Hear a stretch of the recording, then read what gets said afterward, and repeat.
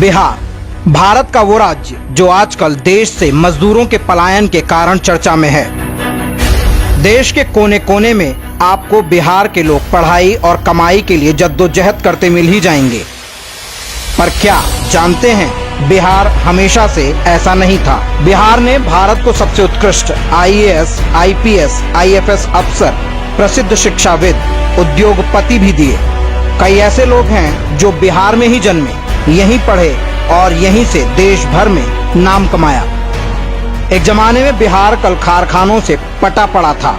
चीनी मिल, jute mill, paper मिल, सरकारी फैक्ट्रियां, प्राइवेट क्षेत्र की फैक्ट्रियां, ये सब बड़े पैमाने पर रोजगार देती थी। तब बिहारी मजदूर भी अधिक से अधिक राज्य के अंदर ही काम कर रहा मिलता था। फिर ऐसा क्या हुआ जो अचानक सब कुछ बर्बाद कर गया?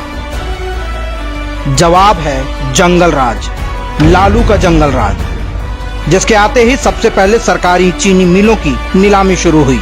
अपराध चरम पर पहुंचते ही सारे उद्योगपति एक एक करके बिहार छोड़कर भागने लगे। बचे केवल खंडहर, चीनी मिलों के खंडहर, पेपर मिल के खंडहर, जूट मिल के खंडहर। इस कुकृत्य से पूरी पीढ़ी बर्बाद हो गई और अगली का भविष्य सदा सदा के लिए चौपट हो गया।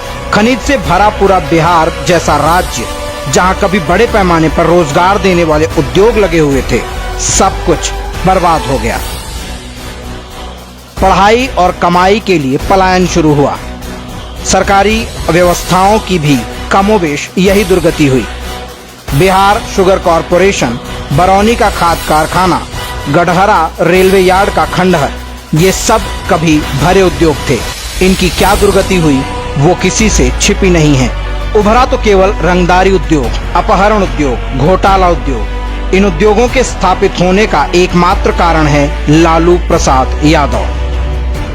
लालू के गुंडे, रंगदार, तस्कर, हत्यारे, अपराधियों की एक पूरी फसल खड़ी की। लालू ने अपराध को संरक्षण देकर बिहार की ऐसी छवि बनाई कि हर उद्योगपति बिहार का नाम सुनते ही थर थर कांप जाए। लालू का बिहार एक ऐसा राज्य था जहां सरकारी अफसर तक सुरक्षित नहीं थे। जनता की सुरक्षा तो दूर की बात है। गया का सर्किट हाउस के बाहर हुई इंजीनियर सत्येंद्र दुबे हों या खनन माफिया के शिकार बने फॉरेस्ट अफसर संजय सिंह, ये लिस्ट लंबी है।